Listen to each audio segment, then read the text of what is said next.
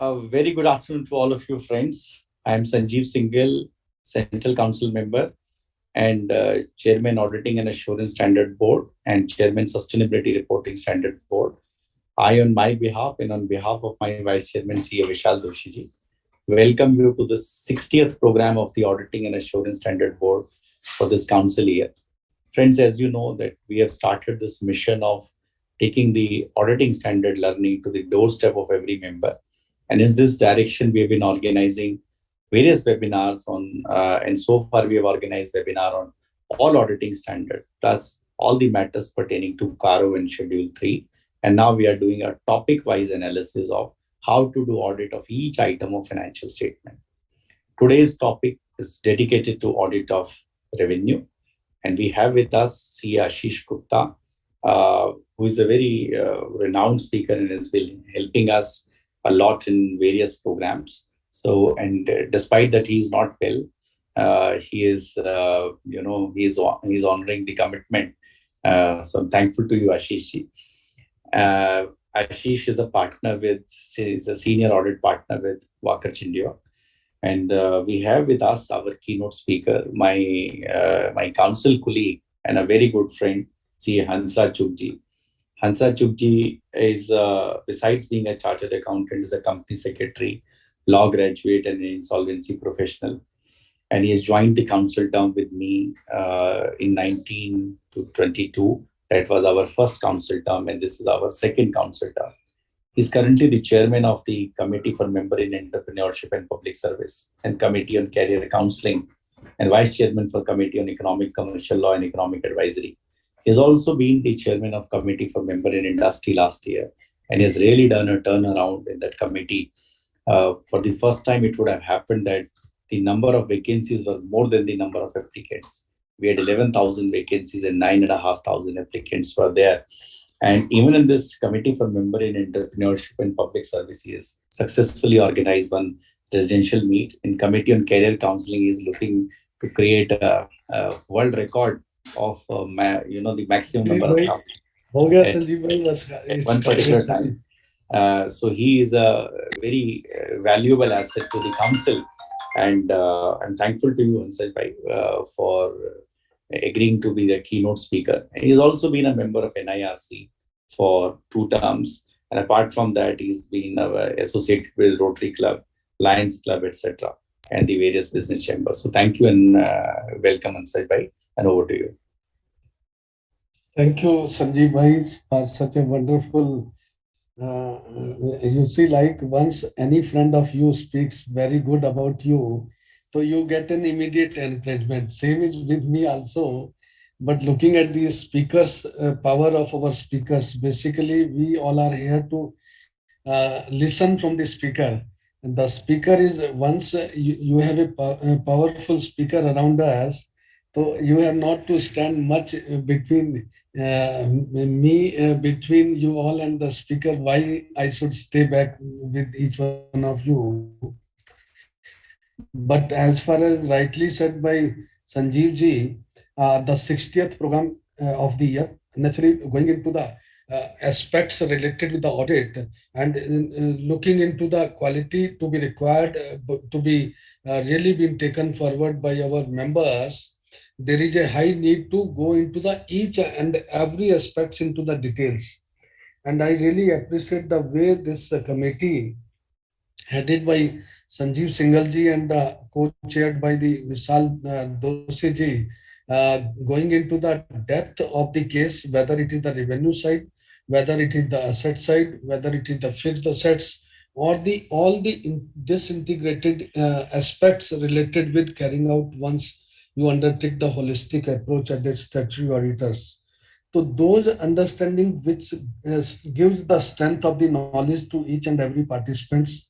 And today we have the power of more than 1,000 members participating in this webinar. That shows the still the virtual mode is considered to be the best mode because the benefits is going all across India. It is not limiting to the physical presence of any members. If it would have been a physical members, so it may have been into the hundreds only. but that is the strength of this technology. And I appreciate the technology usage at the ICI, more particularly by the audit AASB, is being taken forward. With these words, I really appreciate the efforts of the committee, more particularly our Dr. Sanjeev Singhal ji and the Vishal Doshi ji and the team there. And today I'm really feel happy, though I'm not a member related with much into the audit side, because my area to work on is different altogether. But the audit aspects is automatically inbuilt once you are a chartered accountant. So my feeling still remains with these subjects, but majority of my professional engagements goes into the indirect tax or the foreign trade matters or the FEMA or the those areas. But still, as a chartered accountant or the professionally qualified aspects related with the accountancy, so that really gives me I have to be live with this program also. With these words, I'm very grateful and thankful to the committee, to the board for inviting me here. And my Ashish ji is the speaker, who is a well-known person in himself, having a command on the subjects, whether it is the revenue side, whether it is the otherwise on the asset side. So he is the best amongst us. So with these words, I am very grateful and thankful to Sanjeev bhai. Over. Thank you very much, Ansaj Bhai. Thank you for your kind words. And with this, I would now like to hand over the screen to Ashish Gupta ji, our speaker for the day. Uh, Thank you, and over to you, Ashish. Thank you, Sanjeev ji and Hansraj ji. Am I audible? Am I audible to you? Yes. Okay. So first of all, I think my compliments to the Auditing Standard Board, the manner you're sort of educating the members at large, especially those members in practice. How this I would say is not just a training session; it's more of a knowledge sharing session, where we share our experiences of different fields and different work cultures, and how we can overall, with the intention of improving the quality of the audits that we eventually conduct and are known for. So I would again compliment CS Sanjeev ji and the entire council for organizing these events and these seminars and these discussions. So thank you very much. I'll friends and colleagues, I'll start the session. Let me just start sharing my screen first, and then I'll go through the nuances of the session. Just let me know if the screen is visible to you. Yeah, it is visible. Okay. So let me just put it as a right. So I think while we start, the first question that really comes about is what really makes the audit of revenue so distinct from all the other assertions or all the other areas that we typically audit as part of our financial statement audit, uh, be it fixed assets or any liabilities or other assets. Auditing revenue is typically considered the most relevant and the most complex from a standard perspective, and also from an expectation standpoint. When people, users of the financial statements, look for our audit report, I think one of the comfort they want to drive is that the revenue numbers stated there, the profit numbers stated there, are are free from any material misstatement. So therefore, there is always that consideration that goes into there. Revenue is very distinct because I'll give you some very interesting facts around it. First of all, over 60% of the SEC enforcement actions against companies which were possibly involved in some financial fraud, financial reporting fraud, etc., attributed to improper revenue recognition. So more than half of the issues that came about, let me put it very simply, more than half of the issues that came about in financial reporting were attributed to revenue recognition. And I'll tell you why this is predominantly the case. As you know, whether it's a new age company, whether it is a matured company, or in different stages of its evolution, both from operations or capital intensity standpoint, revenue is an important element over which transactions actually happen. You would have heard many transactions that would have gone through on the multiples of revenues of the last reported or the expected for the next financial year. So revenue is a very, very important critical element from different perspective, and therefore, you would have that natural incentive of the management to either overstate or understate revenues. Even though the most common assertion risk that we really, test revenues for is overstatement of revenue. That revenue did not occur, but was presented more than what it actually should have been. But nevertheless, we'll through the discussions we'll also come about of saying that how some of the companies have actually used revenue to or use techniques to understate revenues also, maybe for tax purposes and so on and so forth. So that's another one element. The other is regulators. As I said, whether it is the direct tax, whether it's the indirect tax. So predominantly excise duty for certain elements of industries like liquor, like oil and gas. They're still on the old excise duty regime, uh, or for that matter, GST on all other. The government regulators derive a lot of revenue directly from the revenue being recorded by the company. So therefore, there is a direct correlation to the how much revenue the company does to the taxes that the government collects on the activity of those revenues. So again, a presumptive situation that gives an incentive again to the management to, in this case, understate revenue or not state revenue appropriately, or put certain adjustments which otherwise should not have been the case in a gross to net scenario, right? I understand that most of us would be from different backgrounds of the 1,000+ people that have joined in, who would have understanding of smaller companies to the largest companies as their clients. So therefore, I will try and mix both of these elements in during my session today, uh, to try and bring about both AS9 and Ind AS 115, as the case may be, and also how a small company audit and a large company audit are both relevant from a revenue recognition auditing standpoint. So with that, let me get to scenario what we will learn today.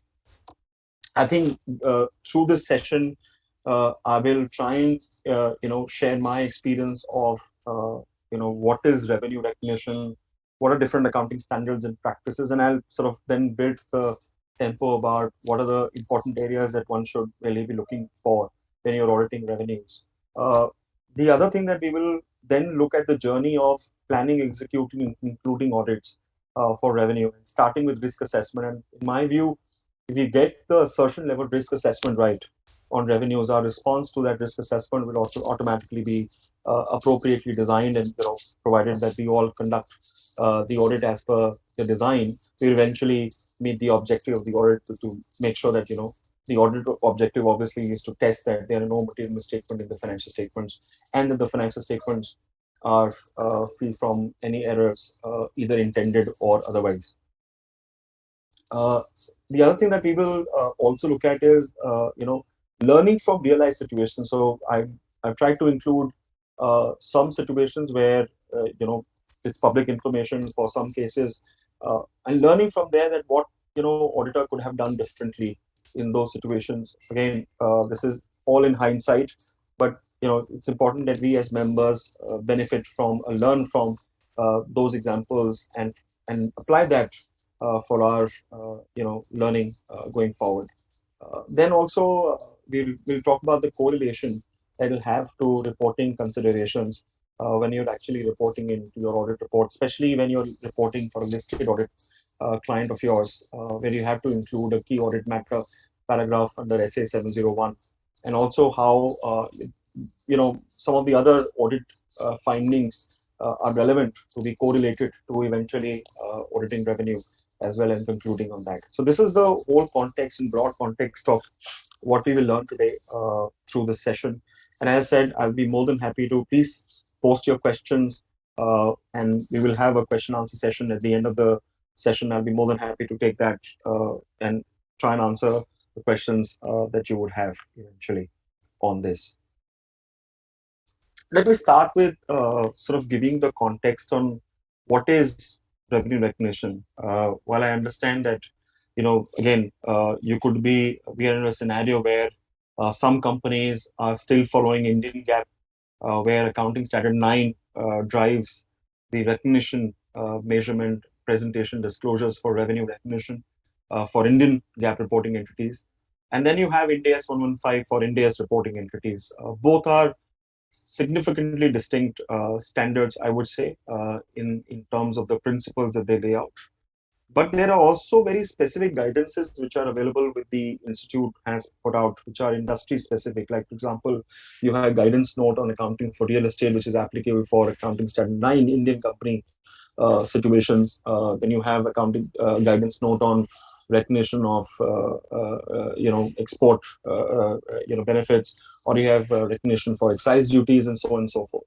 Plus, there are a lot of expert advisory committee opinions. There are ITFGs, which are all available, which will eventually help you understand what the standard really requires the revenue recognition principles to be. The presentation disclosures are largely governed by Schedule 3 of the Companies Act, where it lays down what additional disclosures need to be in addition to what you have in the standards, as to what all additional disclosures that you need to have, especially around presentation of, for example, excise duty and GST. So we will, so all of this, obviously is known to the members, I presume, but nevertheless, I will touch upon each elements of these standards as part of the auditing exercise.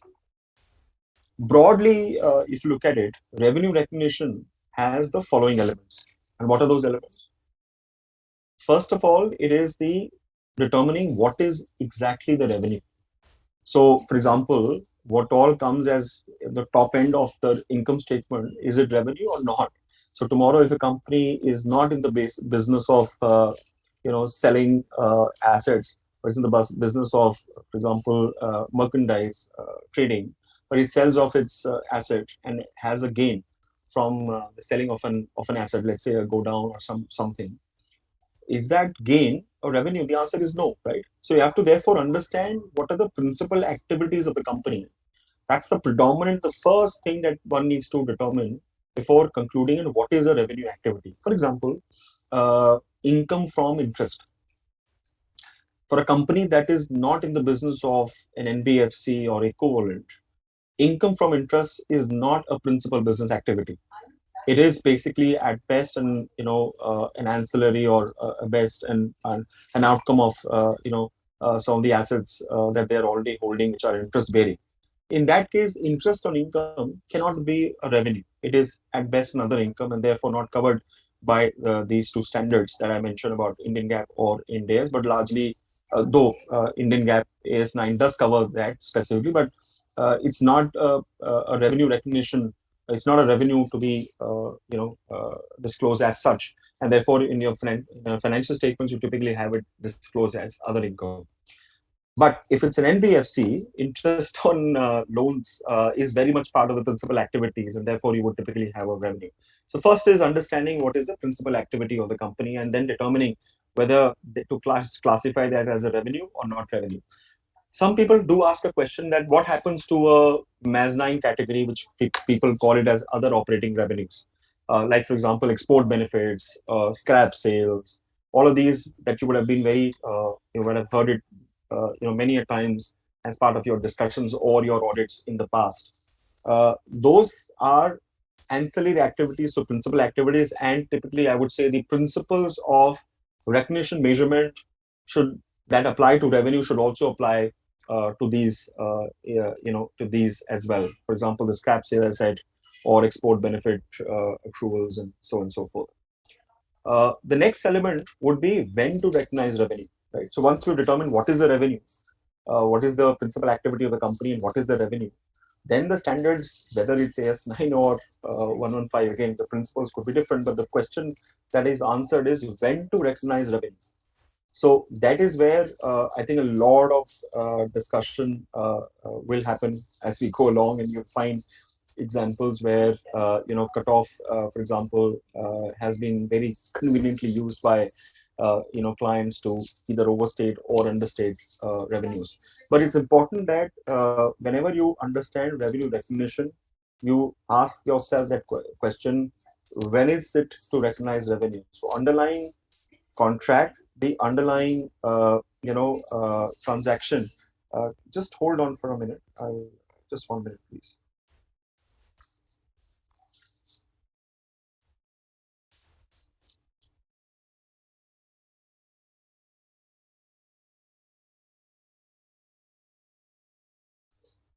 Apologies for this. I'm back on. So when to recognize revenue is the second question that you should be, asking yourself to understand overall revenue recognition. The third question is what value to recognize revenue for, and that is the measurement question actually. So the company has delivered 100,000 iPhones, right, at a certain value, an invoice value. So is the invoice value the value to measure the invoice, the revenue, or should be something else? Is there some arrangement that you may have with the customers which ought to have changed the value of revenue? Again, in lot of scenarios, and I'll cover that also with an illustration going forward from a practical scenario. uh, Invoice value is not necessarily the revenue, the value that should go and sit as your revenue for financial statement purposes. It may be the starting point, but may not necessarily be the point at which you actually disclose the extent of revenue that is recognized for that particular transaction. There are concepts of gross to net. There are concept of principal and agent, and I'll explain that to you in the subsequent sort of slides, taking one example. The next question that you should ask yourself while you're understanding revenue recognition is how do you present that revenue that you've just understood. You've understood the principal activities as these are the revenue activity that I have, which is either manufacturing of these goods, trading of the goods, provision of services, and so on and so forth. These are the principal activities. This is the revenue that is being generated from those principal activities. This is when the revenue is recognized based on a contract. This is the value at which the revenue is recognized and recorded. Then the next question: how do you present that in the financial statements? And then that's where the question of comes in, is that if there are certain elements of indirect taxes like excise duty and GST, there are certain requirements that need to be factored in while you're making that presentation in the financial statements, right? Then the last question is the disclosure. So what all do you disclose as part of your financial statement notes? Do you disclose all the contracts? Like for example, if a company is into construction activities and who's doing say highway projects or damn large industrial projects, should we disclose all contract terms as part of the disclosure, because that would have given the best understanding to any user of the financial statements? The answer is no. So you have to therefore understand what is the disclosure that the company is making and is required to be made in the financial statements, which is relevant for the users to gain understanding of the revenue activity that the company is conducting. So whenever you understand revenue recognition, you have to ask yourself these 5 questions. And these 5 questions, again, I'll repeat. What are the principal activities? Therefore, classify what is the revenue. Then what is the timing in which the revenue should be recognized? What is the value at which the revenue should be recognized? How do you present that revenue recognition, which is recorded in your books on the financial statements for the users to understand? And what additional disclosures you should have for them to gain further understanding of those principal activities and the manner those principal activities are translated to revenue uh, for the company. Broadly discussing, AS9 and Ind AS 115, as I said, are principally different. While AS9 focuses a lot on concept of risk and reward and collectability as the predominant conditions to recognize revenue and considerations to recognize revenue. Like for example, if you are transferring substantial risk or reward of a particular sale of good, or if you are making provision of services, then you've substantially delivered all the services and the amounts are collectible. In that case, typically go ahead and record revenue. It has very limited guidance on things like gross versus net, principal agent, or scenarios where there are variable considerations to revenue which happen after a transaction is executed. For example, a company is in the business of selling. I'll take the earlier example, selling iPhones, and it has a concept that if the customer buys X, which is a dealer, if a dealer buys X quantity of iPhones, then they would give additional discount of that. Now there is very limited guidance on AS9. How do you treat that discount? Do you just treat that discount as an adjustment to revenue, or do you treat that discount as an SG&A, which is a selling general expense in your P&L? Now that impacts significantly because your ratios change, and in these times when revenue and the ratios of financial information are very relevant, this could have a very significant impact.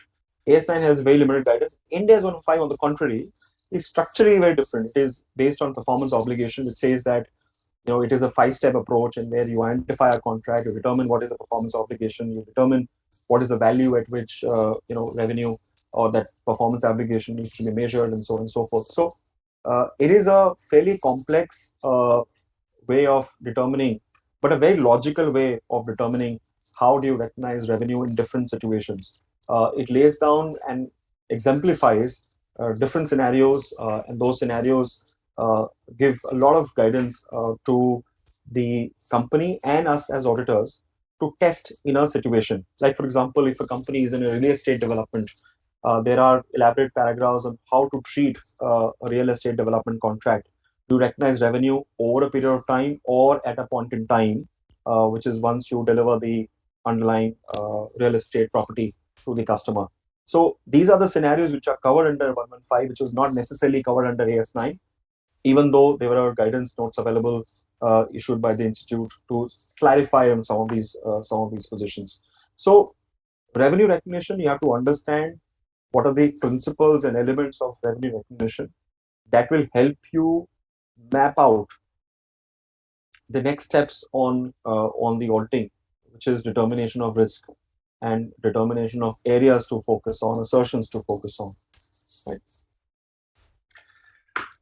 I think with that, I'll move to please do post your questions wherever you have any doubts on the matter that I've covered up till now. This will again help me also and focus in responding to the questions, or maybe slow down or increase the speed as the case may be. Right.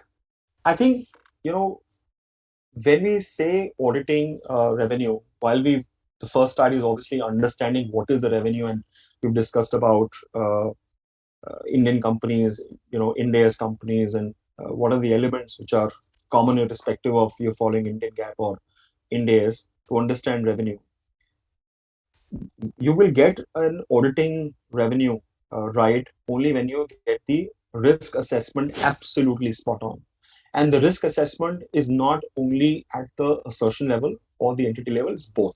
So first, obviously, you determine the risk at the entity level, which is to say that how is the governance of the entity, how small, large, medium size the company is, what level of IT general controls the company has put in place, what kind of ethics the company is following, do they have a whistleblower mechanism, so on and so forth. So these are all entity level considerations that you would do irrespective. That will be done irrespective whether you're auditing revenue or auditing assets, or you're auditing expenses or auditing liabilities or equity, as the case may be. Because that's the fundamental on which the financial statements are prepared by the company and therefore presented to the shareholder, to the stakeholders on that. Once you've done that risk assessment, there are a lot of good insights that you can get, and we'll come to that some in the considerations for that. But most important would be what are the relevant assertions that you need to clearly understand, which are relevant for the revenue auditing.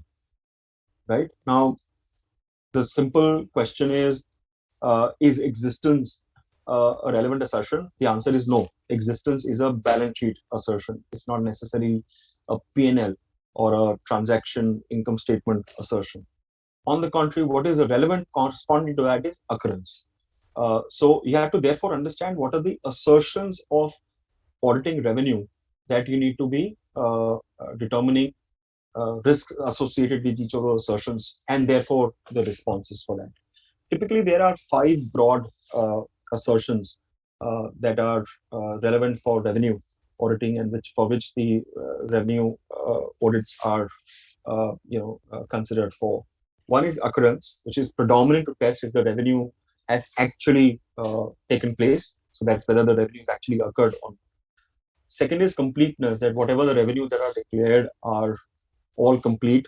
And this is typically for a situation where you have a very high risk of understatement of revenues, where you have the company's incentive either for tax purposes or others, where the company has an underlying incentive to understate revenue. You test that for completeness.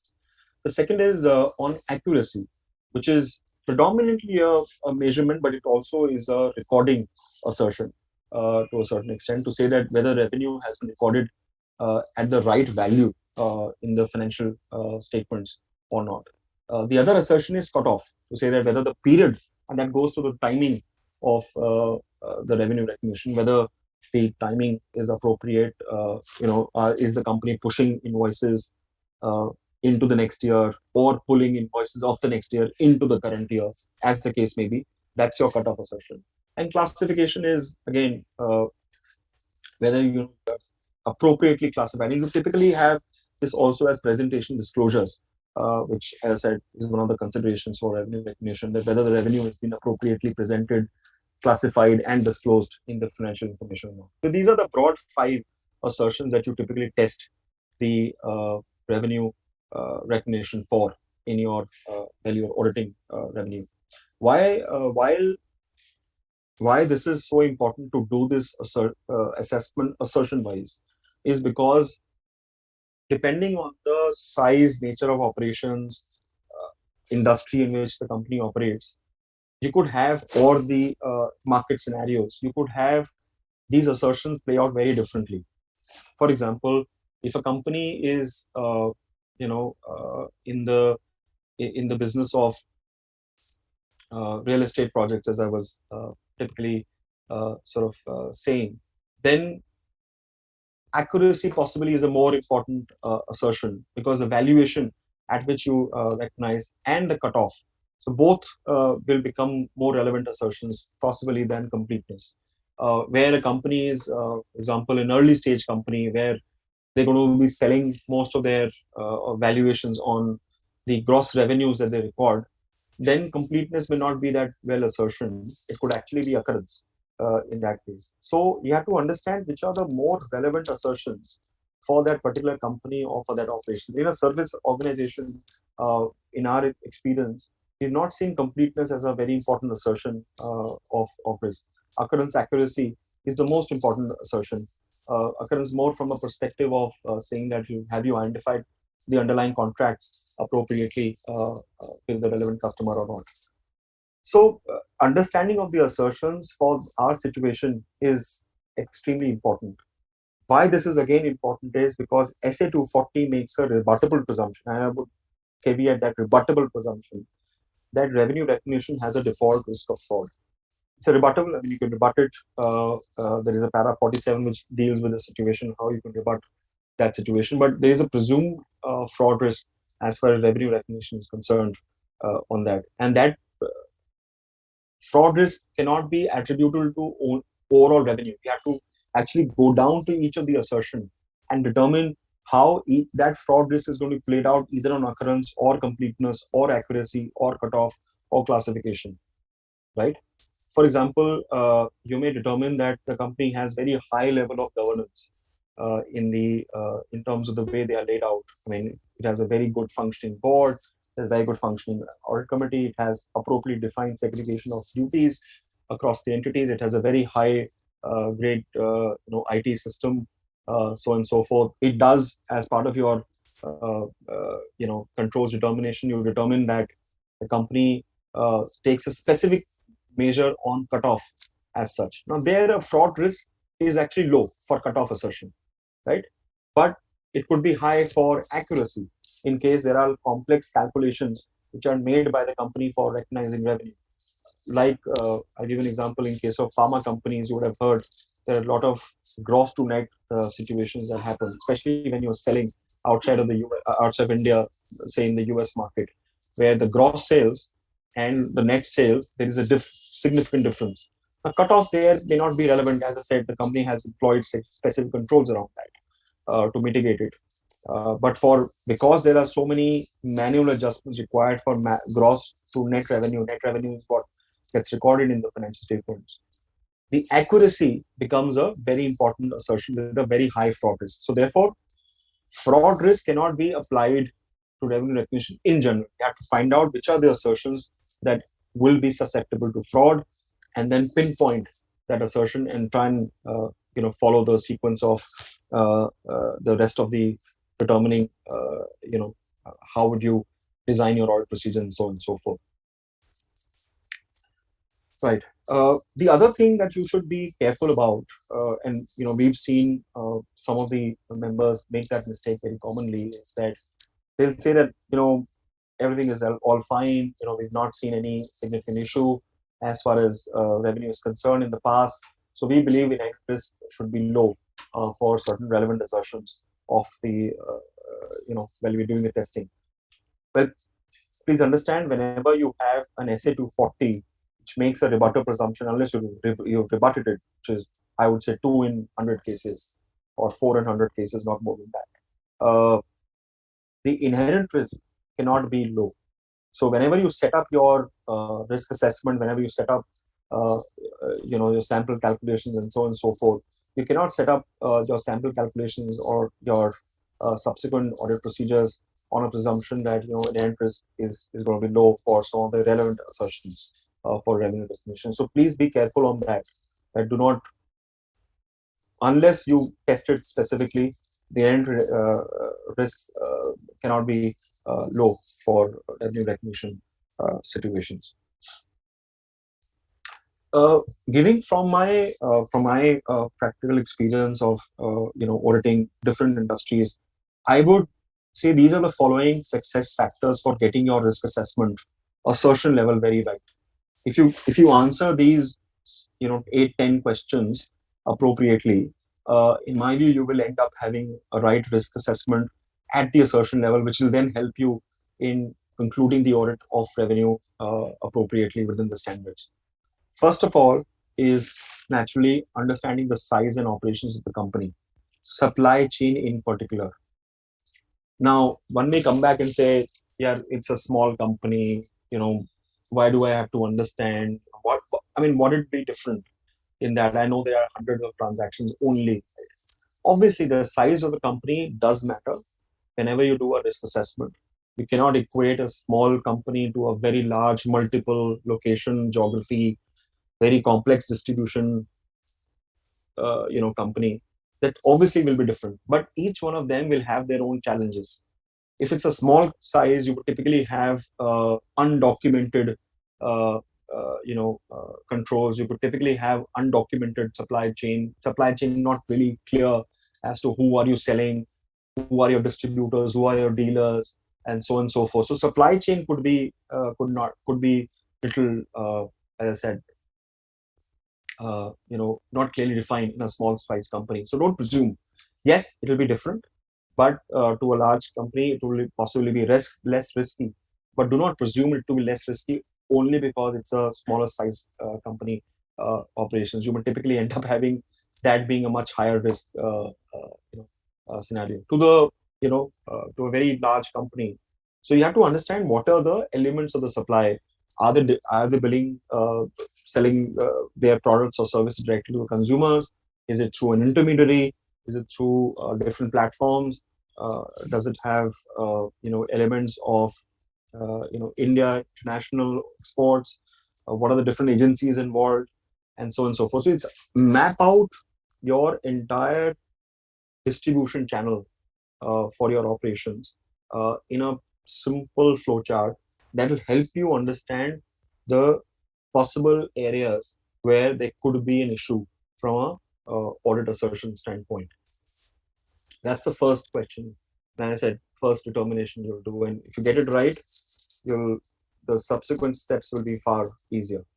Second important thing is ask the relevant questions to relevant people. Again, a very common issue that we face. Typically, we as audit teams we go to the CFO or the finance team, ask them, अच्छा जी आप बता दीजिए revenue आप कैसे recognize करते हैं, आपके dealers कौन हैं, आपके dealers के साथ schemes कैसी हैं, अच्छा आप industry में इसमें हैं, इसमें आपके क्या competitors हैं, तो आप बता दीजिए. Now they will only tell you this is what they understand. right? So they're not necessarily the right stakeholders when it comes to understanding revenue operations. Therefore, please go beyond the finance and accounts team.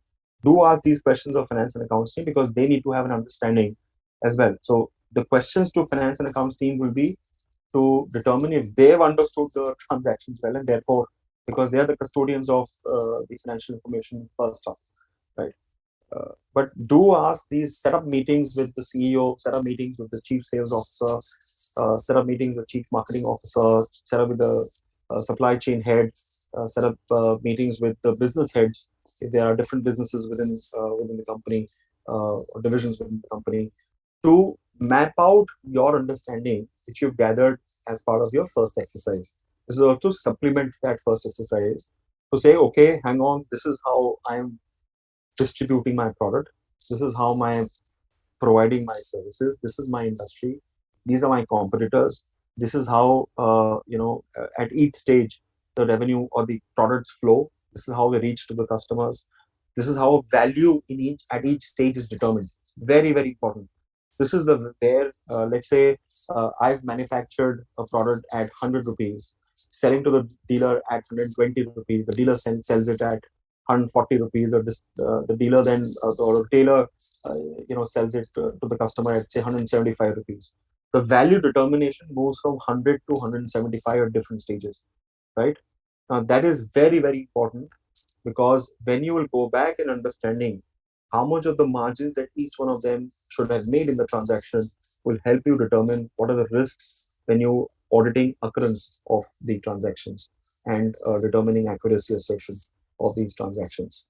For example, if you find that suddenly there is a very significant discounts being given to a retailer, right? Which means there's something grossly wrong. Either the materials are not being passed on.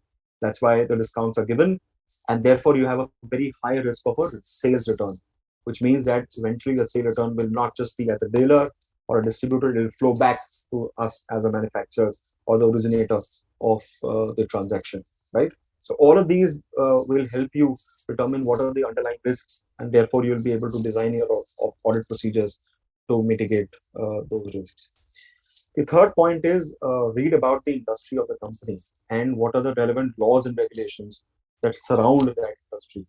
For example, telecommunication, there are TRI regulations which determine what is a AGR, which is the adjusted gross revenue, on which the revenue, the license fees is based.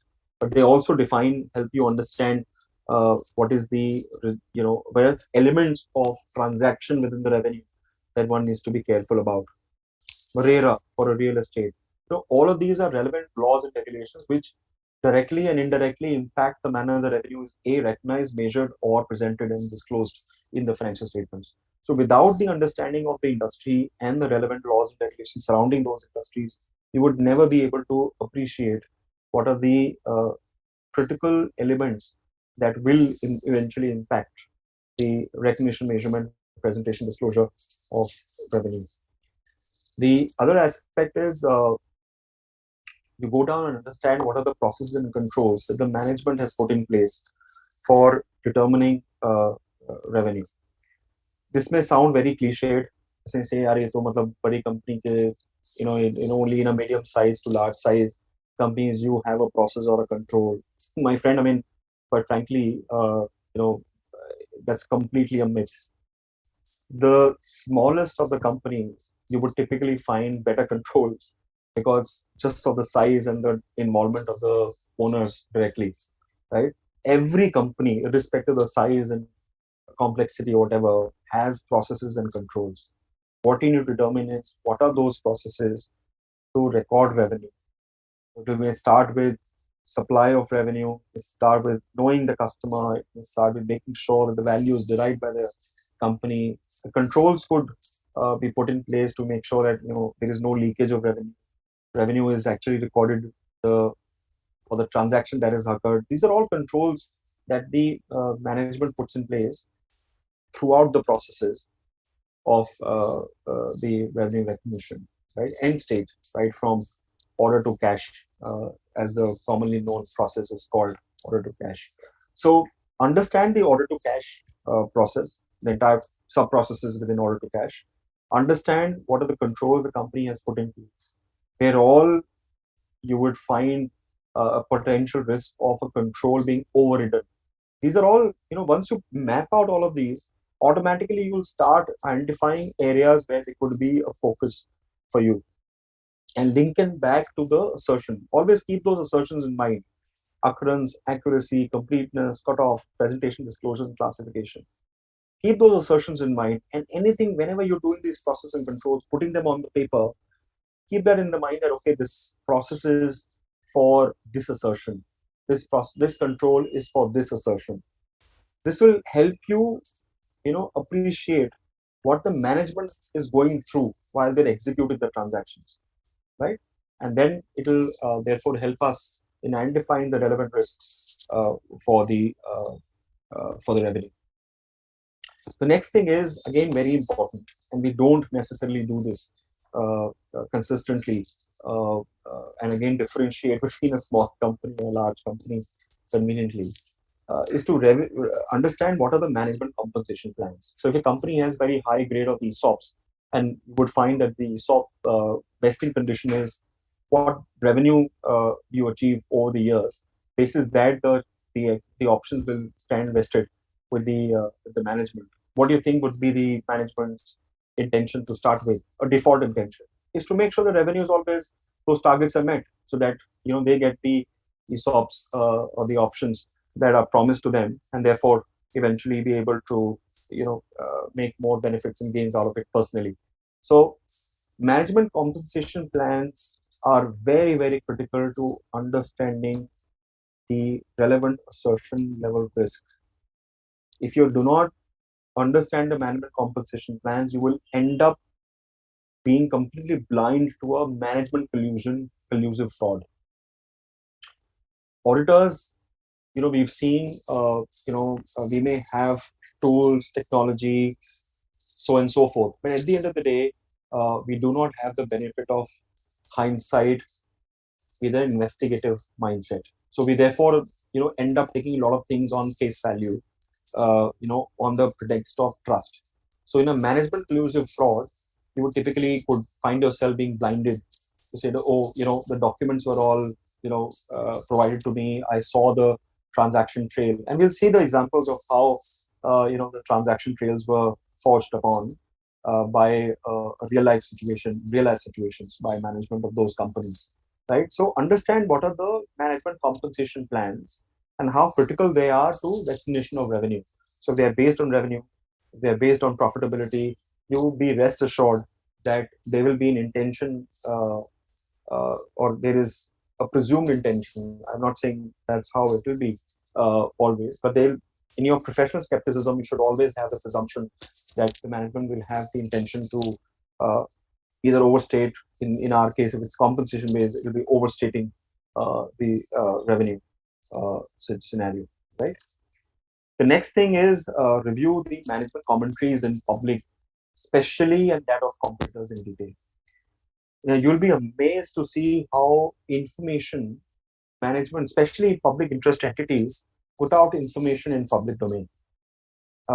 And again, often we as auditors do not necessarily look at, because we see that that's not a financial information here.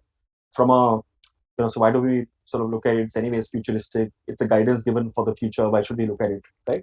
So it's a very important again input. Let's say if a MD of a company says that I'm going to achieve $1 billion by FY23. What do you think the entire management function of that company would end up with? They will make sure that they achieve $1 billion, so as to put the word of the MD in the right spirits, right? To validate what MD said in FY22, that in the next year we will cross $1 billion, right? That's a statement. That's a guidance that the company, and very positive statement that the company management said, right? But the backdrop of it, it's a big risk for us as auditors, huge risk, because then what it says is that the entire system of the company will make sure that that $1 billion is achieved. There is a huge risk of an overstatement of revenue right up there. The manner the statement was made by the MD. of the company or the CEO of the company, as the case may be. Also look at what the competitors do. So again, it's a very competitive world, right? So let's say, again, in a real estate developer, a company A says, I'm going to deliver 1 million square foot of residential space in the next 1 year. We will deliver, and therefore, recognize revenue of that. The other person will be under pressure automatically because of the banks or the investors or other stakeholders to match up to that 1 million square feet of the announcement that the competitor A has made. Company B will be under pressure, and if you're auditor of company B, you should be careful of the fact that if the company B follows company A very closely in the manner in which company A conducts its operations, then in that case, this is a very real and tangible risk for you, right? So consider that also completely in sync. The next thing that you should very carefully look at is what is the extent of IT and IT applications that the company has deployed in recognizing revenue, or let's say in delivering revenue transaction, again, order to cash process, and also then recording of that into the financial statements. So first of all, determine, is this one system? Let's say they have applied SAP, Oracle, JD Edwards, multiple applications, which typically are a single platform, right? The processes of order to cash and the financial statements all talk to each other. They are part of a single ecosystem. But there are certain scenarios, like for example, retail. You have a POS which is sitting outside, and then you have an accounting software which is sitting differently. And then there are there are patches, as they're called in IT language, where the data from POS, which is a point of sale system, that you typically say in any retail shop that you go, when the person scans the barcode and generates the bill for you, that's on a POS system, right? Point of sale system.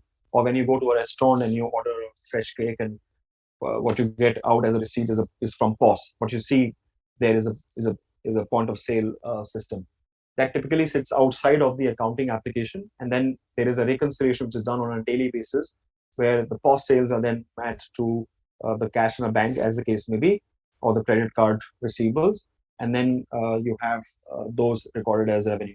So if this is a single platform or a disjointed platform, you have to understand. Second, you have to also understand how updated that IT system is. So let's say the POS was bought some 10 years back, and you find through your inquiries that there were hardly any updates given or taken as part of that POS system. You can fairly presume that that POS system will be subject to, because it's outdated, it will be subject to a lot of issues, either at the intentional or unintentional, because the data transfer may not happen in the manner that the company intended that data transfer to happen. So therefore, understand if it's the single system, if it's a disjointed system, is it an updated system or an old system? That will again give you a good understanding of what relevant assertion to focus on. For example, as I said, if it's a disjointed occurrence could be a very important, and completeness actually both could be very important assertions to look after when it's a disjointed system, because you could have the transaction being completely missed out, right, from being recorded in the financial information scenario, right, in a disjointed case. If it's a single platform, right, that's a less risk for you compared to the disjointed system. That's the difference that you have to determine or understand. The next is whether the accounting software that they have. Now again, I am conscious that a lot of companies do not have a single platform. So I'm assuming that the accounting software will be sitting standalone to, let's say that revenue transaction application, or the revenue transaction could be happening manually, and then you're feeding them manually into the accounting software. So you have to understand what is the accounting software all about. A lot of cases you would find accounting software again being very outdated or internally prepared by the company. We've got a fantastic team who just prepared an accounting software which does all of this. Please raise an alarm there. If it's you have to ask yourself and map it out that whether the accounting system has the audit trail to record, trace, and report transactions. And it has an audit trail, how extensive that audit trail is documented, how extensive you have maker checker practices being applied into this accounting software, what kind of reports can be generated, can there be a manual intervention to override any of the transaction which is recorded into this accounting software. These are questions which will automatically come up once you have an understanding of the accounting software. The next thing is the extent of manual work. Again, you'll be surprised that even for medium companies to some of the large companies, they still use a lot of manual work to eventually record revenues. And that's not necessarily by intention that, we would want to keep something manual. It's just because of the way the transactions happen. For example, there are a lot of debit notes and credit notes. You're dealing with a lot of related party transactions, which are your only subsidiaries, let's say, or subsidiaries overseas, right?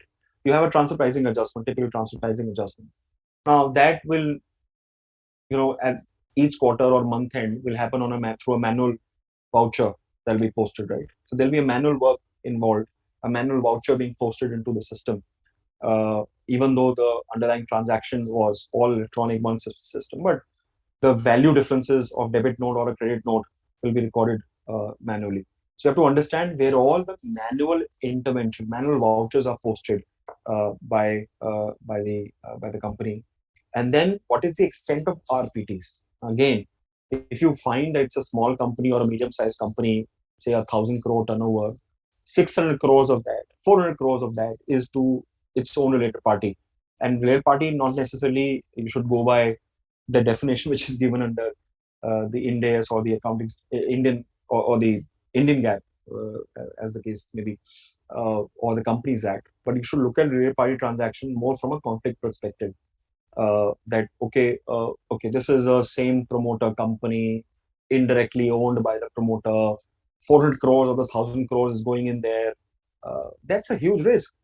Absolutely right, because you could be using your related parties to overstate revenues or understate revenues, as the case may be, in your audit client. So understand where all you're passing manual vouchers, right? And second, what all to extent of related party transactions that you have. The last thing that you will need to answer yourself to get your risk assessment on assertion level absolutely right and spot on is the extent of management judgments and estimates that are going in. What are management judgments and estimates? Whether a contract should be, let's say it's a service contract, whether a service contract is to be recorded over a period of time and at a point in time, at times involves significant management judgment. That's a judgment example. Estimates is you're given a scheme, or let's say you are as part of you're selling cars, and as part of your sales to cars, you give an assurance warranty. What is that assurance warranty? एक साल में कुछ भी खराब होगा, company will fix it and give it back to the customer. Right? That's an assurance warranty. So you have a warranty provision. That's an estimate. Sales returns. You believe that you're in the business of FMCG, distributing biscuits, shampoos, etc., multiple daily use items. But then there is a potential risk of returns that could happen, right? Because the channel is not going to absorb the inventory that you're putting in through. That depends upon how the customer picks it up. If the customer pickup is not as per the expectation, the channel will throw it back to the manufacturer because the margin the channels are not significant to absorb such a shock. So it will go back to the manufacturer. That's a sale return. Now, when you record a sale return, don't record sale return when you receive it. Under the standards, both AS 9 and Ind AS 115, you estimate how much of the sales that you made as of the year end is likely to come back to you. And that estimate is called the sales return estimate. And that's another example of a management estimate. So you have to understand in the whole revenue value which is there, where all there is a judgment involved by the management, and where all there is an estimate involved, by the management. So, for example, a management a company comes back and says, we believe that this inventory which is lying in the distributor is not going to come back, right? That's in a way a very significant management judgment if its values are large, right? And the impact of this would be that you could have a higher revenue being recorded and no provision for unexpected sales returns on that, right? So therefore, you have to understand where all the management has exercised judgments and estimates in the whole revenue process. As I said, through all of these above, answering all of these questions, you will get to an answer. What is the relevant assertion? What is the inherent risk of that assertion? And then you'll be able to clearly pinpoint what are the procedures that you should eventually end up performing. Determination of the nature, extent, and timing of the procedures will be based on the responses you're going to get from each of these questions. As I said, for you to determine what are the nature, timing, extent of procedures that you will perform for a particular assertion while auditing revenues, you need to pin down what is the right assertion. I'm re-emphasizing that because that's the very common error that you find in audit files or in audit conclusions, that the right assertion was not tested, and rather the focus was lost in testing all the other assertions, but the key assertion was not tested. I'll give you an example on this, right?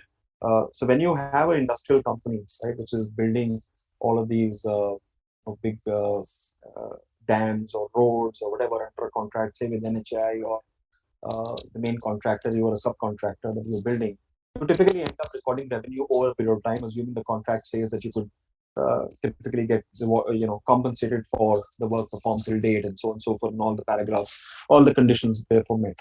Now, one of the very important things that you would have come across is this called of RA bill, which is the learning account bill. Now, RA bill is a very important determination for measurement, right? It determines the extent of work that has happened and therefore to what extent the revenue should be recognized. It is not necessarily an occurrence issue, it's actually an accuracy assertion issue, right? There. So if you're testing revenue, for this kind of a company, you don't want to necessarily focus on cutoffs. You don't necessarily. I mean, if you get your accuracy assertion absolutely right, or completeness for that matter, if you get your accuracy assertion right, and you make sure that you perform adequate and appropriate audit procedures on determining whether the RA bill accounting is appropriately done or not, determination done or not, that will solve your problem completely, because there's only a single contract or maybe 5 large contracts. If you notice the RA activity there and you test that, that's done and dusted for you, right? But because of the limited time, if you're not focused on that assertion, you may end up doing all random procedures here and there, and therefore may end up not doing appropriate procedures for that particular assertion. So therefore, get your assertion absolutely right. So the second thing is when you're reporting for ICOFER typically, right? And I would say, where obviously testing controls is mandatory, but even when you're not doing ICOFER, let's say there are certain classes of companies or audit clients where ICOFER is not mandatory, you still have to understand controls under the standards 315 in particular. You still have to go and understand controls of 330 as the case may be. So when you go and understand controls, you have to understand what are those controls that are daily, monthly, quarterly, and yearly. Example,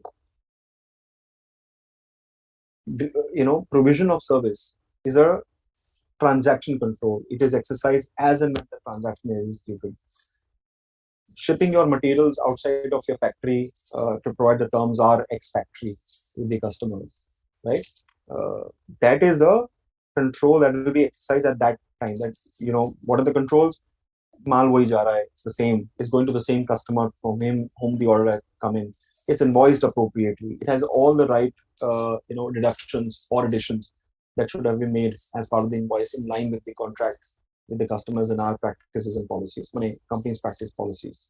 These are controls the company would typically put either systems or people to exercise, right? So that will be a daily control. Monthly control will typically be adjustments. Let's say there are certain materials that come back after each month, and you have a person who reviews each of those to determine which one of them are sellable, which one of them may not be sellable, and accordingly, passes on information for generation of credit notes, for example, right? That's a monthly control. Quarterly control could be, as I said, these price difference adjustments with your wholly owned subsidiary transaction. Year-end adjustments could be, while you're recording revenue for presentation purposes, certain expenses which are sitting in SG&A and actually revenue net because of Ind AS 115, you record them to be net. So depending upon, understand what all controls are daily, monthly, quarterly, and at year-end, and frequency of those controls need to be tested accordingly. So you can't test 25 year-end controls, right? Because there is only one year-end control that is there. You cannot test 25 or 20 quarterly controls because there are only 4 quarterly controls that are put in place. So depending upon what control that you're testing, you basically design your control tests accordingly, and this will give you significant information to determine the timing of your audit procedures. So let's say there are a lot of adjustments that happen on a monthly basis. Why do you have to wait for year-end audits come in? You could have sent your proceed team to do these checks specifically through the year. For example, what kind of procedures you find? The extent of audit procedures is also dependent upon the controls the company performs. As I said, if it's an year-end control, the extent of procedure will be very different to had this been a daily control. In a daily control, you typically end up having a sample of 25, 40, 30, whatever sample calculator throws up as a for substantive procedures. Whereas for year end, you will typically only perform a particular procedures to test. Okay, this is the adjustment that has been done from gross to net. I've tested the basis of the adjustments made, the underlying documents, and the approvals being in place, and this being in line from all the assertions standpoint, which is accuracy or whatever the case may be, right? The extent of procedure is also determined upon how the company implements these daily, monthly, quarterly, and year-end controls. The next thing to consider while you're determining your nature, time, and extent of all procedures is use of materiality and sampling approach. Again, very commonly misinterpreted. And one of the common mistakes that a lot of audit teams do, or members in practice do, which is eventually corrected in reviews, is that they do not understand that beyond materiality quantitative threshold, there is also a qualitative consideration. Let's say if a company, and I was giving that example of 1,000 crore turnover, and you have a 400 or 500 crores of revenue, which is to related party. Now you can't be saying I'm going to audit the 1,000 crore as if there is all 1,000 crores is together, right? It's homogeneous. No, it's not homogeneous. The 400 crore of transaction related party needs to be bifurcated from the relevant, for the remaining 600 crores. You'll apply a sample calculator to the 600 crores for different assertions, because you would assume that these are not related party transactions, and obviously you will apply different considerations. For related party transactions, you would apply certain different considerations beyond just testing for occurrence. You'll apply for the fact that whether there could be a significant risk of material misstatement, because the fraud risk there would be high. Element would be high compared to the 600 crore element. The sampling approach will be different. Your extent of procedures you perform will be very different between the two buckets. So do not take 1,000 crores as a single population. Bifurcate that population into using qualitative aspects, for example, of the RPT transactions lens, right? Or let's say there are different divisions. Now each division is completely different business. One, for example, is a B2B business, which is not retail. Is from one business entity to the other business entity. Other division is actually retail. Company is actually retail. Now, can you say that let's say the company is having 10,000 crores of revenue, or maybe I should refrain from using bigger numbers. Let's say there is a 1 crore of revenue. 50 lakh revenue is from B2B business, and 50 lakh rupees revenue is from B2C business. Can you say I'm going to apply the same sampling approach to B2B business also and to B2C business also? The answer is no. You have to apply this qualitatively differently. So the nature, timing, extent of audit procedures will be different to both of these situations. So bifurcate the population using qualitative thresholds. Do not use a single approach to all of this because you'll end up making mistakes, and you'll end up having insufficient audit procedures being performed on relevant assertions for different components of revenue. The other thing which you should consider in determining nature, extent, timing of procedures is results of the controlled tests that you eventually perform for either in a hypo situation or otherwise. And that's very interesting to note here. And I'll tell you why this is interesting. Suppose you've tested that there is a significant delay in accounts receivable, and the company has put in place controls to see that there is appropriate factoring that has happened for those delay while computing your expected credit loss. Right. The question there, actually, the answer that you should be seeking yourself is: am I missing with this? Yes, I've tested this control, and I find that this control is working. But hang on, why is it a key control for the company? Why is it a key control? If it's a key control, that means that there is a situation where there could be a risk of a channel stuffing, and I'm pushing sales possibly into a channel with a longish credit period scenario, which means that there could be a revenue recognition issue there in the first place. So you have to understand that no audit happens in isolation. That should be always your presumption. No audit happens in isolation. A revenue line item cannot just be completely oblivious to the liability that you are auditing, right? What if you determine that oh, by the way, there is an advance line from customers, and your revenue recognition transaction is receivable debit to revenue, right? So you have a balance sheet being overstated because of that. Or for that matter, you have a foreign currency amount which is advanced to you, but you record the revenue transaction in a different manner to that contracted foreign currency amount. These could be different situations. So nothing happens in isolation. Whenever you do any audit procedures, just think through that कि वो कैसे correlate होगा to eventually revenue as well. This will get correlated. The other thing is whenever you determine one of the important procedures would be you deploy correlation techniques. The example that I, for example, gave you, do a month-on-month analysis, do a spike analysis. Say, let's say you find through analysis that suddenly in the month of March, you have a very high spike in the revenue being recorded for that particular company. And you find that spike to be very unusual because suppose the average sales each month is 500 crores and suddenly in March month it goes up to 2000 crores. Question would be, am I pushing sales? So overstatement of sales becomes absolutely on the question mark. Geographic details. Suddenly you find that from one depot there is a very large sale, or from one depot there is suddenly a sale has significantly gone down over the last year or the last quarter. You'll have to ask these questions when you correlate information amongst using the lens of month-on-month sales, spike routines, geographical location sales, and debit notes, credit note activity, bank credits, bank debits.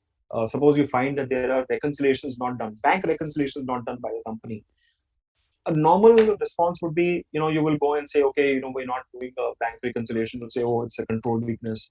The management is doing bank reconciliation only after a significant time elapsed, post the month end or the quarter end, whenever the control is to be exercised for the company, depending on the size and nature of the operations, right? But is it in isolation?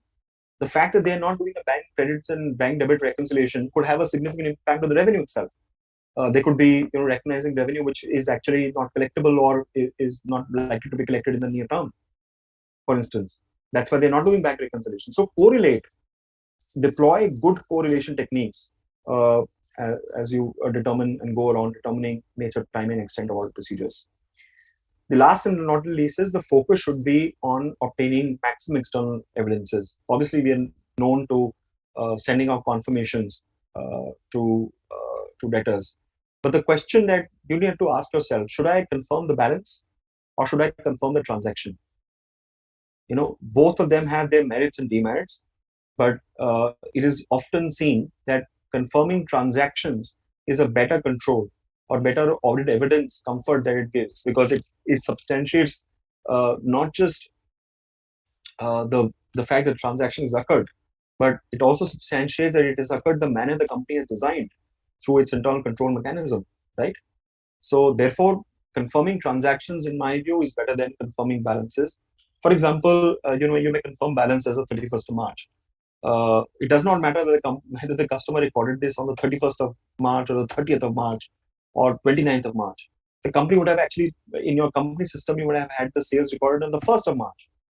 So balance confirmation will not give you this information. Transaction confirmation will give you that information.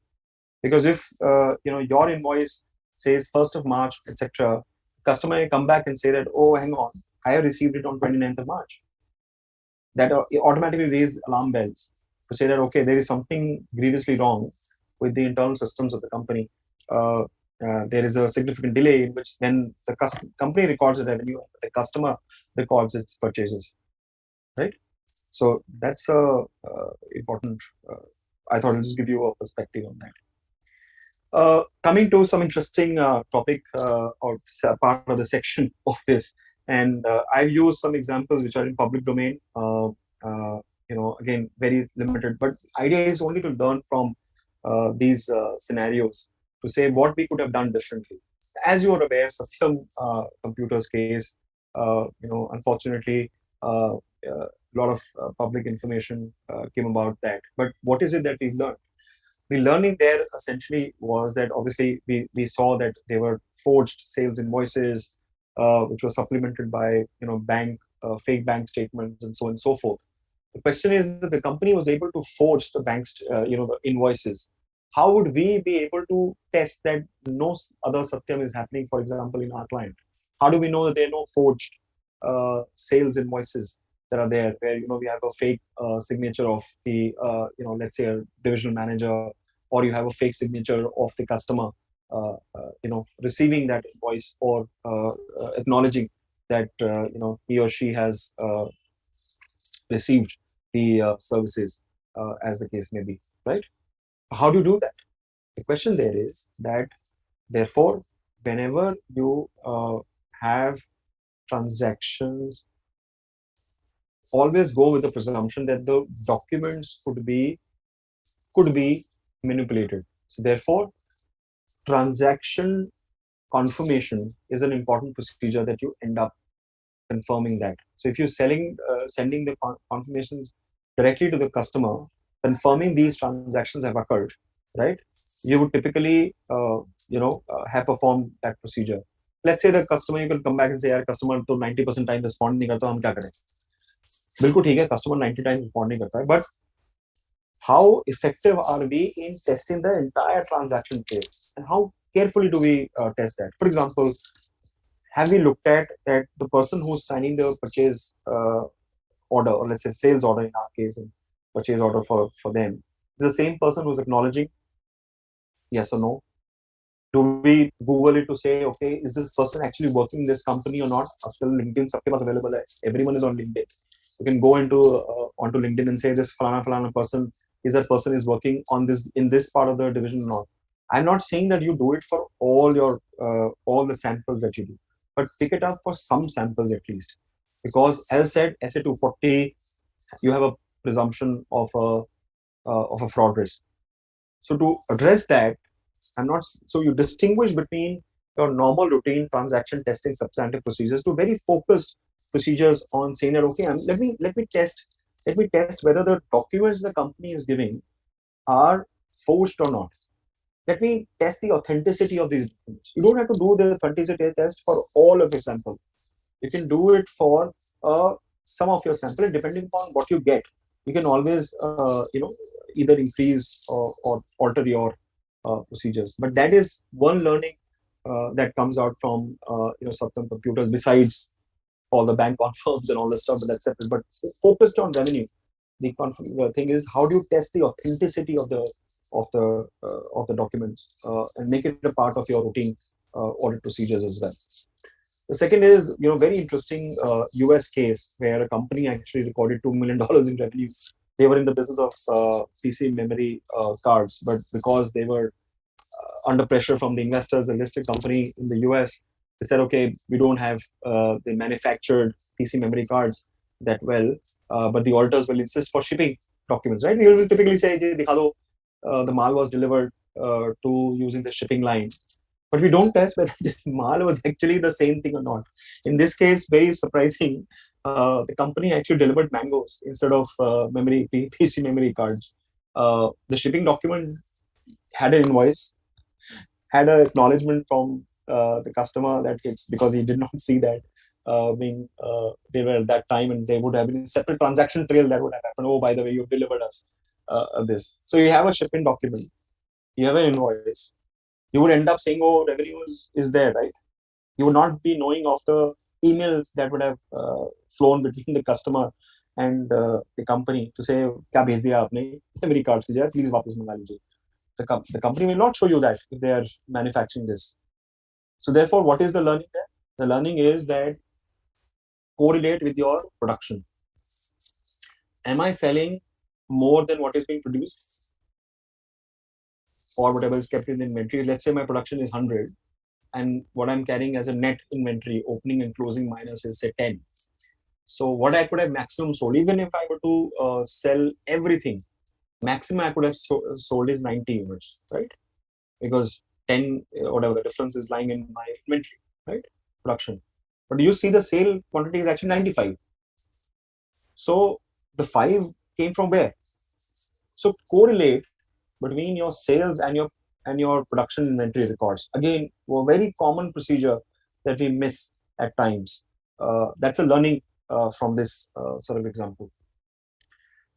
Another situation is how there was a pull-in of sales from future quarters to the current quarter. Again, just a management this thing to saying, okay, hang on, I'm even though my revenue ought to be recognized in quarter 2, quarter 3, but my quarter 1 is not going too well, so let me just prepone quarter 2 and quarter 3. This typically happens in a scenario where you have service industries, because product sales you can't prepone like that. It's only in service situation, whether you're delivering a contract service, or you're delivering say a real estate service, or you're delivering. So that's also I would say a service oriented. Typically, you will find this kind of a risk there. What is the underlying learning from there? Is often in our transaction testing, we just look at the invoice. We just look at the fact that this invoice is appropriately recorded, your TDS being deducted, indirect taxes being appropriately accounted for, and so on and so forth. How many times do we correlate this to the underlying sales contract, especially customer contract, especially when it is of the last year? We will presume that last year the team ne dekh liya hoga. We don't have to necessarily look at it again. So let's forget it. Move on. वो तो देख लिया था sales, ये देख लो भैया sales उसी customer को आ रहा है, पहले भी सेल आया था, move on with that.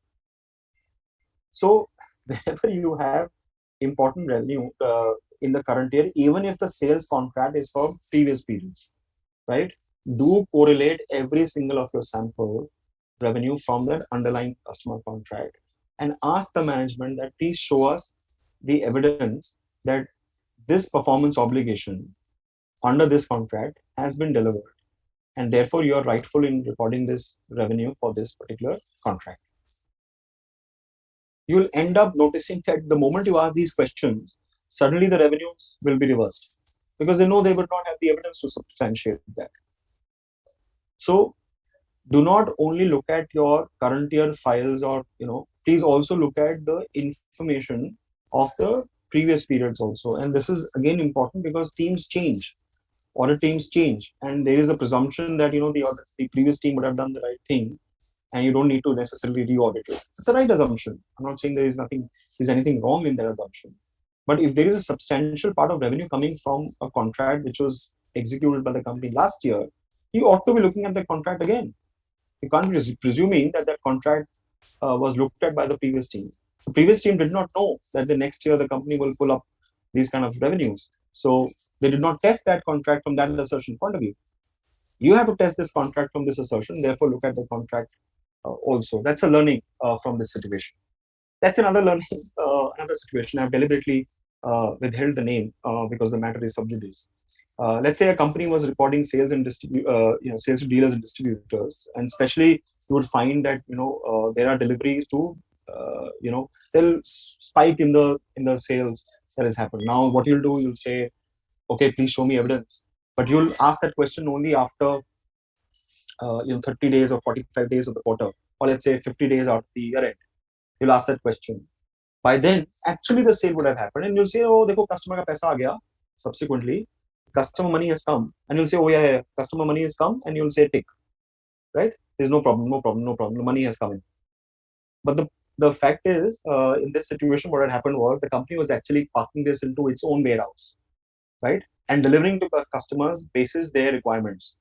So it was not a channel stuffing, but it was basically stuffing the goods in its own possession and then releasing it into the channel as and when the channel required it, but booking the revenue upfront, right? So how to correlate this is that if somebody would have looked at just the warehouse expense, say, hang on, you have a warehouse. First of all, are all the warehouse mapped? So whatever you have as a rent expense coming in your SG&A for warehouse, do you have that mapped to the listed warehouse given to you as an audit team, as a location of the company, depot or whatever? And if that is the case, right, then how, through a physical verification process, do we correlate to say that inventory recorded there is 10 in that depot, but what you physically found there were 100? You say, what is the difference of 90 then? So correlate, always correlate in this situation. So that's the learning that you get from these from this scenario. Some of the other issues that we've, at least I've personally come across in different scenarios through the years of experience, and not just necessarily directly, but also indirectly, having heard from different people, is common issues that you would find is that there is improper timing of revenue. We've discussed this in many examples. Fictitious revenues, the sales did not exist, customer did not exist. Again, one of the things that we ought to be doing is that we should be testing their system for any duplicate customers. And this is very common issue. Let's say a company has a customer, you are auditing company A, company A is delivering it to company B. Company B has 5 divisions, and each of the divisions, B1, B2, B3, B4, B5, are customer codes in company A's books. So what you might see is that sales is happening to B1, money is coming from B2, credit note, debit note happening with B3, and all sort of mess is happening. This is a perfect opportunity for a company to record fictitious revenue, because they've designed it like B1, B2, B3. So what if there is actually a B6 created by them, and you have a sale done through a B6? You would not know, right? So you have to be mindful whenever you have a distributed customer scenario. Test it for fictitious customer, test it for duplicate customers, specifically as a procedure. Channel stuffing, we've discussed about it. Channel stuffing, what you should look out for if suddenly after the year end, you find a lot of sales returns, right? Or you find that credit periods are protracted. Let's say the normal credit terms for a customer is 90 days. But you find that the money is coming in 200 days, even if it's a very recognized customer, 150 days, 200 days, right? Alarm bell should be there that why is the customer paying you delayed when the company is otherwise cash rich, right? Why would the customer is otherwise cash rich? Why would you pay that? It could be an issue that he did not even receive the goods when the credit period would start from him when he receives the goods, but you have actually gone and recorded the revenue. So means cutoff is a very important issue there, right? What if another example that I was giving is sales returns. So sales returns, suddenly find that you recorded 1,000 materials being sold in March, and you find 600 of them being returned between April, May, June, July, and you're auditing in August. Do you look at the subsequent sales returns to determine whether the revenue? You would actually go and say, oh, हाँ, invoice है, delivery चालान है, customer को देख लिया हमने, duplicate नहीं है, सब कुछ देख लिया हमने, साइड टेस्ट कर लिया. और अगर हम सब्सिक्वेंटली ये नहीं देखा कि सेल रिटर्न वापस आ गया, so then that sale actually never happened in the first place, right? So therefore, it's important that you correlate to subsequent events, subsequent periods also, activities in subsequent periods, to be able to determine if there is a channel stuffing situation or not. Third-party transactions, again, a very common: bill to ship to, consignment sales, side letter arrangements. These are all scenarios that you could be given to understand. कि suddenly जी हमारे customer के साथ ये understanding थी email पे कि ये bill करके hold कर लेना है, customer will pay tomorrow if something happens. जैसे अच्छा जी email दिखा दो, he'll give you an email which will forward. Now, you would know in a Outlook on a forward email, you can actually go and change the trail to your convenience. So how do you determine that the trail is not changed? So whenever you have these situations, insist that you would want a confirmation being sent out to that customer, and you would not accept, if obviously the amounts material, do not accept this revenue other than if the customer does not confirm it specifically. Suddenly you'll find the revenue being, if it's genuine, you'll get the confirmation. If it's not genuine, the revenue will be reversed. So that's another situation. Just a snapshot of what we have already discussed. Audit procedures for revenue, you quickly do a test of internal controls and substantive audit procedures. As I said, determine what is the assertion level and go and performing each of these procedures. I'll be sharing this deck with you, with the institute, and they can forward this to you. But these are some of the procedures that listed them down for different assertions for your purposes. I want to spend 5 minutes on conclusions and reporting consideration, because a lot of you members must be auditing listed companies, and the question that you would be asking yourself is that revenue being so important, there is a presumed SA240 scenario there. Should I always include revenue as your key audit matter? That's a natural question for you to ask, right? That if it's so important, if it's so critical, then I should be automatically including key audit matter. The answer is the standard does not mandate you to automatically include. There's no automatic inclusion of such scenarios in SSL 100. But if you believe that the revenue recognition, elements of revenue recognition, either all of revenue element or revenue recognition, let's say it's a very complex industry, multiple layer by transactions, multiple manual interventions, you believe there is a significant time and effort that has gone of your team to test the assertions of the revenue, then you have to determine what are those assertions that have taken most of your time and highlight those assertions only as part of your key audit matter. The common problem that at times that people make is that they put all of revenue recognition as a key audit matter, while there's nothing wrong in that. But again, if you look at specifically, it should be assertion driven, right? And we've discussed this through this session, that not necessarily all assertions will be equally critical for a company. For some, occurrence could be more important. For some, accuracy could be more important, so on and so forth. So determine what is the right assertion that you have spent most of your time, and design your audit procedures around it more specifically. Say gross to net, dollar revenue adjustments, debit note, credit note. That's your valuation accuracy assertion, right? Valuation as an accuracy assertion. So maybe that's something that you ought to be looking at and considering in determining key audit matter. That's a very important thing, that you please determine what is the assertion that you want to highlight as a can, and do not have a draft or generic revenue recognition can that we believe that we've spent the entire time on revenue recognition for the whole of all the assertions. That's my suggestion. Again, the standard, we've seen examples on both sides. From our analysis, by the way, there is a very excellent, I would say, amazing document that the institute has produced, which summarizes all the key audit matters. It's a 2019 document. In the first year of reporting, how auditors of companies went about and disclosing key audit matters. You'll find that very interesting.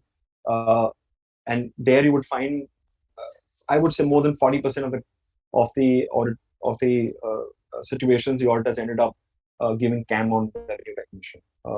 But some of them were very particular about assertion, while some of them were for revenue recognition as a whole. But my suggestion would be that they will be assertion specific. Second is correlate internal control findings. As I said, you could have internal control findings on SODs and this and that. Do not conclude them in isolation. Please do correlate to how does that impact the controls of revenue as well. Another thing is that you should always review and understand the whistleblower mechanism the company has. You would find that in a well-structured organization, whistleblower mechanism is actually a control that the board has put in place to ensure that the management is doing the job appropriately and there are no red flags that are coming in. Otherwise, you will get lost in the entire ocean of number of transactions, number of people, divisions, geographical locations, and so on and so forth. There's only so much that you can do, right? So this just acts as a monitoring control for you in your head that there are no whistleblower complaints that are coming through. I'm not saying this is the only procedure you should apply, but this is an important procedure that you should correlate while you're documenting your auditing procedures on revenue. As I said earlier, correlate with other audit findings. Let's say you have a significant debtor write-offs coming in the subsequent years. That should raise your alarm bells. That how could you have a significant debtor write-off unless there is a credit situation with that debtor? But that also indicates that revenue did not happen in the first instance. So you got to investigate that further. And I'm using the word investigate means got to audit that specifically. That these are all again alarm bells from practical scenario that you should. Summing up, revenue is the most critical audit area. We've discussed this amply now. By now, we need to apply industry knowledge to this specifically because the variables cannot be understood on nature timing of revenue if you do not understand the underlying industry. Revenue is one thing, one assertion, one area of your financial statements where your industry knowledge and understanding will either help you deliver a great audit or will help you or will rather ruin and make it a terrible audit that you cannot defend before the regulators. So industry knowledge, again, I will re-emphasize. I'm using RPTs, but do not apply homogeneity to the samples blindly. Please bifurcate your population using qualitative threshold like RPTs, because you can presume those RPTs to be not at arm's length and perform specific tests on audit procedures to answer that these are indeed or those were indeed at arm's length. So apply qualitative thresholds appropriately. Review all internal and external announcements made by the company because that has direct correlation to how a company records, recognizes revenue or measures revenue, discloses revenue.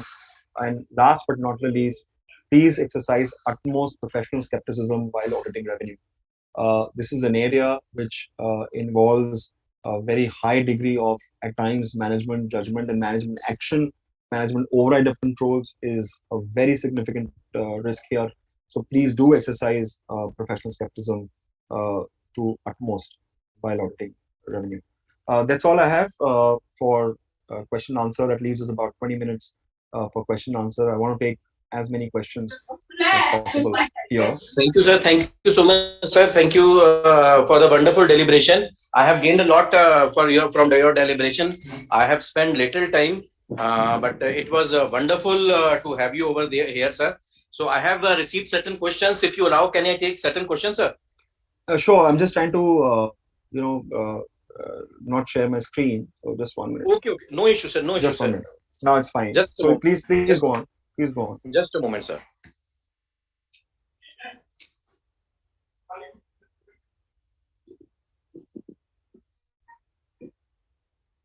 Sir, our first question is GST holder if earns revenue on non-registered items, then how to deal them, how to treat them in their account? If you're comfortable to answer this question relating to GST. Well, I'm not a GST expert, but I can sort of tell you that this would then go back to the same issue that possibly they're not applying the laws and regulations appropriate to their transaction. That actually creates whether the transaction was valid indeed or not in law. And Yes, if the sir. transaction is not valid indeed in law, then it cannot be part of your revenue recognition for Yes, the sir. financial statement purposes. Therefore, to that extent, revenue is not appropriately recognized also. So besides the GST implication, there is also an implication Data? on inappropriate revenue recognition. Yes, sir. Yes, sir. So, what are the things which an auditor is to be specific in such doing the course of the audit? Which things are to be required to be kept in mind while auditing the revenue side of the profit and loss account? Because this is the member is asking the gist. What So precautions are to be mentioned? Yes. in GIST, G, first of all, uh, presume that there will be a management override of controls in recording revenue, which means that you have to understand the industry very well to understand what are the dynamics variables that impact the revenue. Is it the distribution, industry, knowledge, manual intervention, not manual intervention, extent of related party transactions that are there, how many manual vouchers are posted, do we have an organized distribution or an unorganized distribution? Let's say you're selling to Kirana stores who do not necessarily maintain appropriate books of accounts at their end, customers therefore. So in an unorganized sector, you have a higher risk of overstatement of revenue also. So these are the considerations. In my presentation, there is a slide that I put down. There are 10 questions if you ask yourself, those 10 questions only, you'll exactly know what you would know. You need to test for that audit assertion. Yes, sir. Yes, sir. The revenue recognition under PP, where foreign investors involved, is there a different approach to be adopted? You're saying the revenue recognition for private equity, where a private equity is Yes, invested yes. Under the in a company. PP, triple P projects. Okay. No, absolutely. First of all, whenever a private equity is involved, you have to, at the entity level itself, your risk assessment should throw up to say that it's not a private company, it's a public interest entity, because you have a private equity involved. You have some investors through a private equity actually overseeing, and therefore the management would be under pressure to make sure that the results are appropriately presented.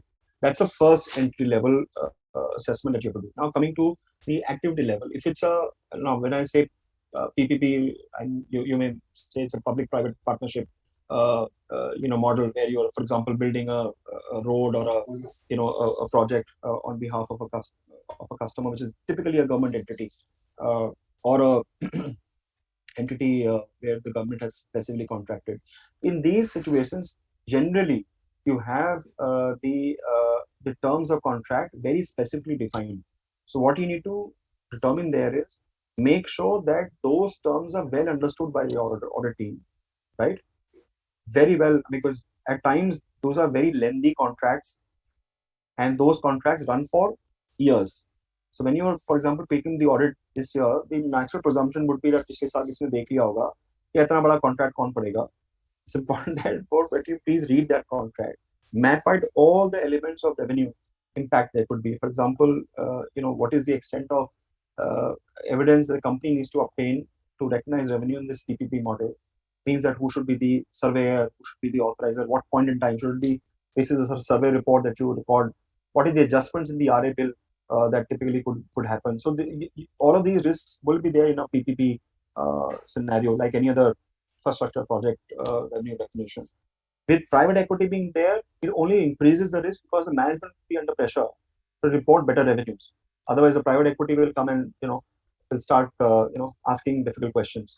So therefore, with that risk, please be cautious and be extra careful in documenting what the terms of the contract are and testing the revenue against that document.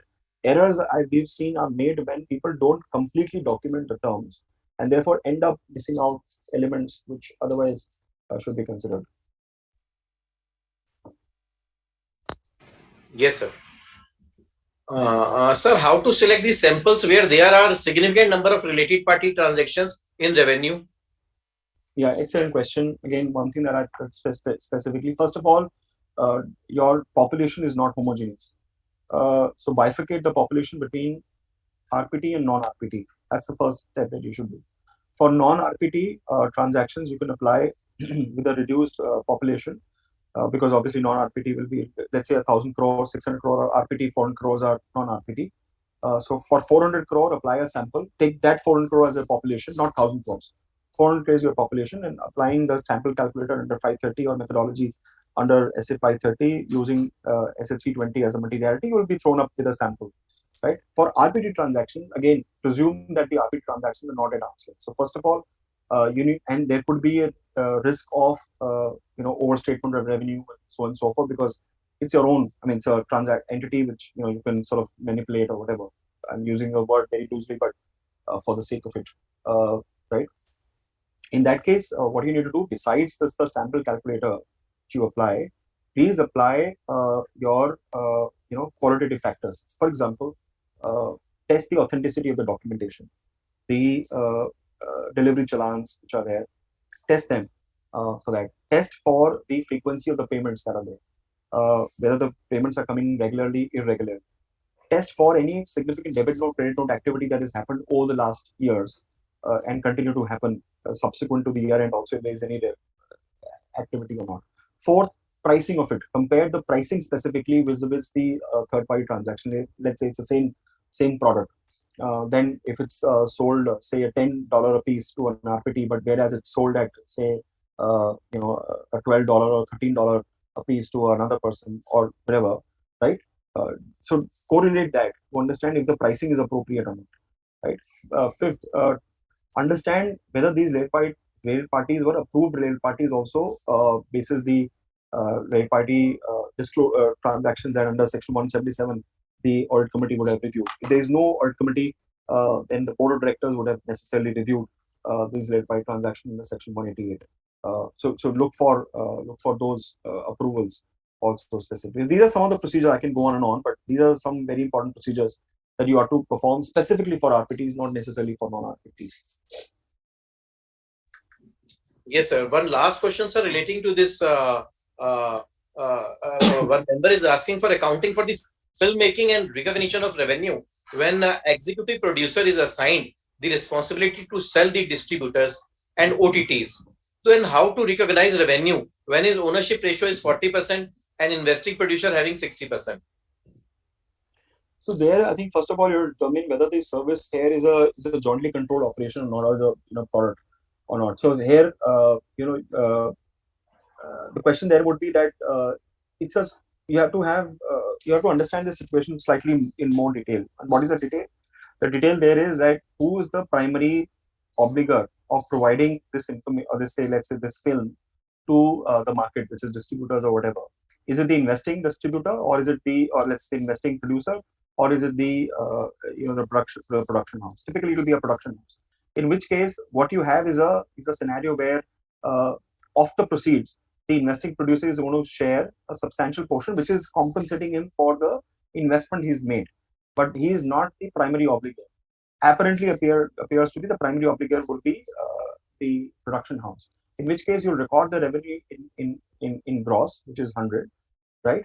And then you will say that, okay, I am doing a profit share of this, and therefore you will take it off as a cost or whatever in your P&L. You'll not record a net revenue if you are the primary obligor.